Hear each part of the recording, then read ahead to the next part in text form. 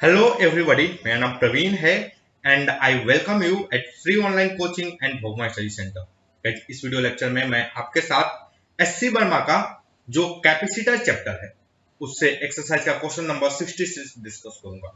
Question क्या है? Consider the situation shown in figure. Okay, the width of the plate is B and the capacitor plate are rigidly clamped in the laboratory and connected to a battery of EMF E. All surfaces are frictionless. Calculate the value of M for which the dielectric slab will stay in equilibrium. Okay, तो देखो इसमें दो तीन चीज समझने की है।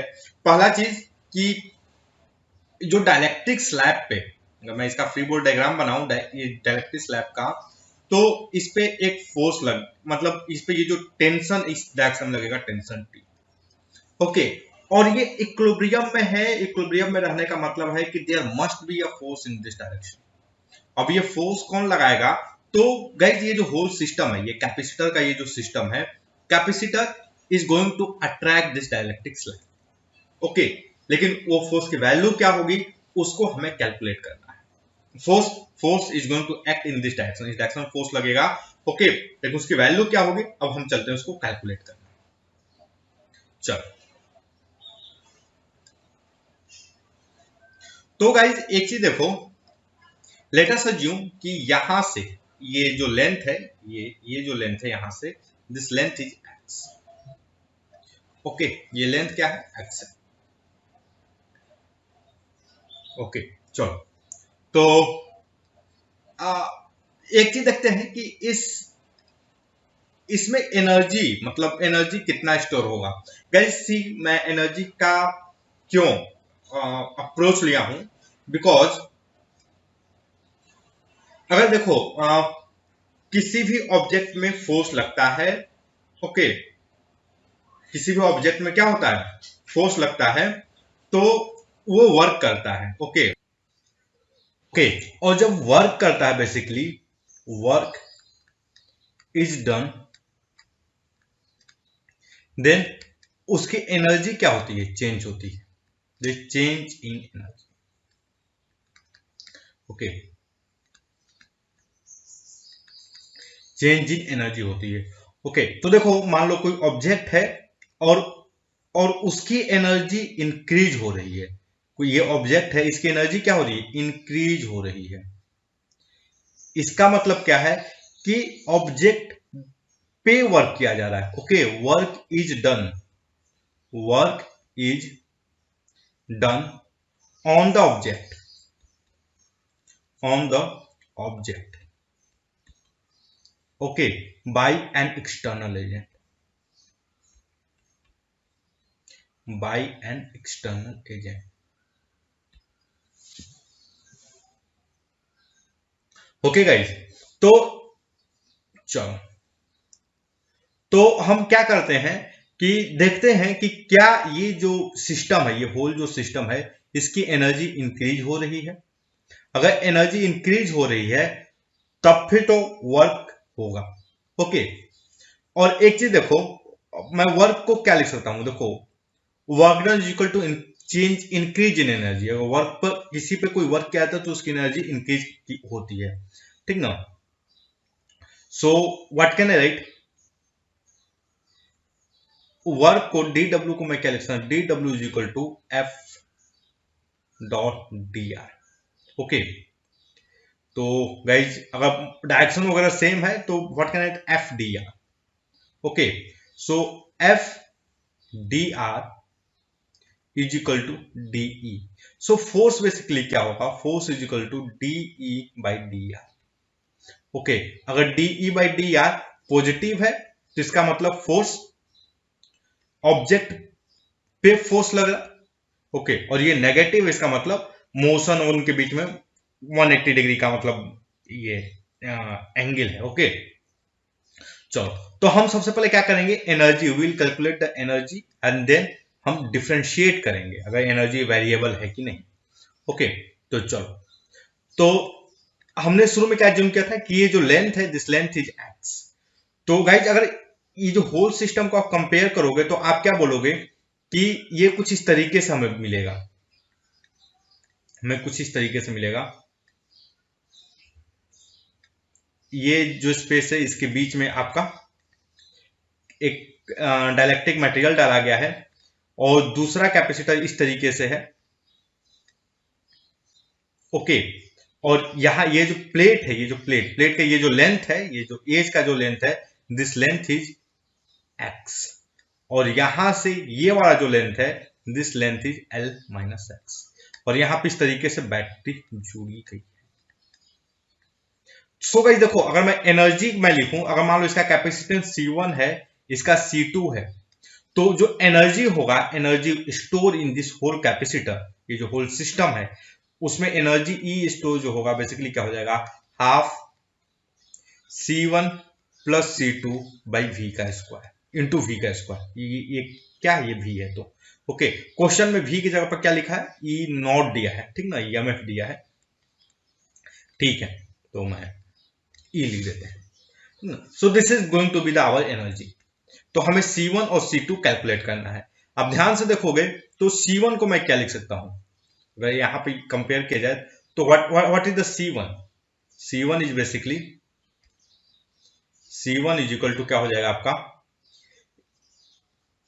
ये ओके, प्लेट का विड्थ क्या है, B है, और ये लेंथ L है। प्लेट का विड्थ क्या है, B है, और लेंथ क्या है, L है।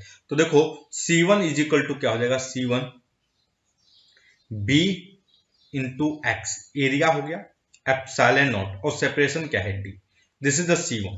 ओके, C2 क्या हो जाएगा गाइस,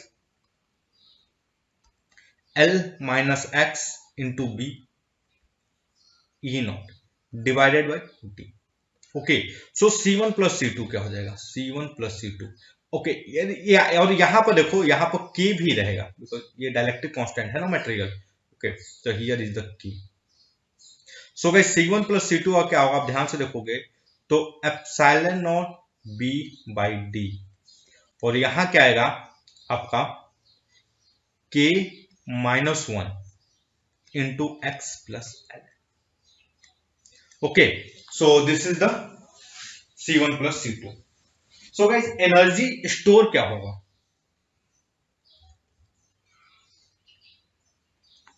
सो एनर्जी स्टोर जो हमारा आ रहा था, एक मिनट, सी की वैल्यू क्या आ रही है, जो सी की वैल्यू आ रही है वो epsilon not be by D K minus 1 X plus है। तो देखो एनर्जी स्टोर जो होगा आपका 1/2 C1 प्लस C2 मतलब B epsilon naught by D, okay, into K minus 1 X plus L into E का square. So this is the energy store.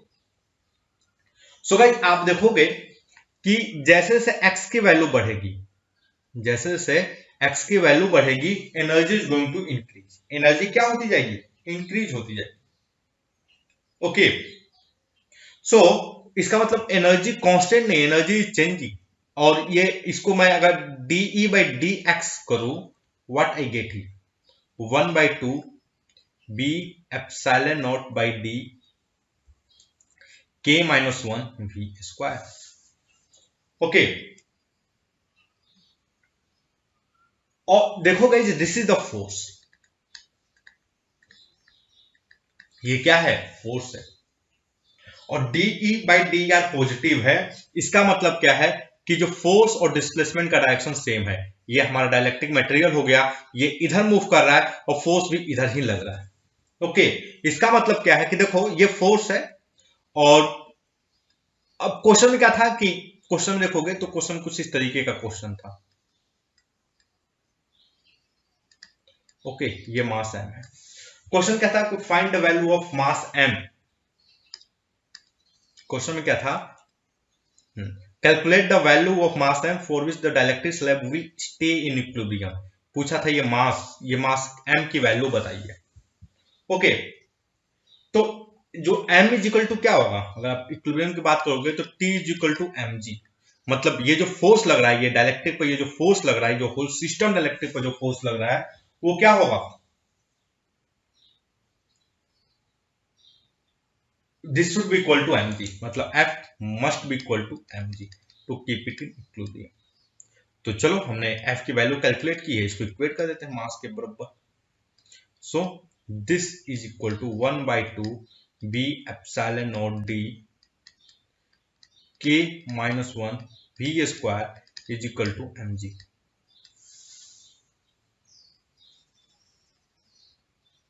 Okay, so what is the v, what is the m, basically m is equal to क्या हो जाएगा आपका b epsilon naught by 2 d k minus 1 v square by g। So this is the m। Okay guys, चलो एक बार check करते हैं वर्मा जी ने क्या दिया है। ओके,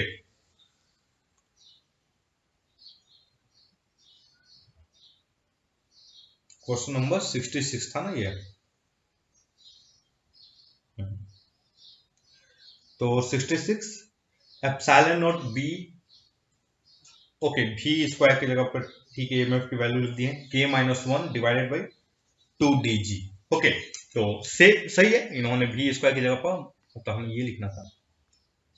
ओके गाइस, सो हमारा भी आंसर सेम है। So that's all guys, I hope कि ये जो वीडियो लेक्चर है ये आपके स्टडी में हेल्पफुल होगा। Guys if you like my video then don't forget to subscribe my YouTube channel, free online coaching and Bhuvan Study Center. Thank you for watching. Have a nice day.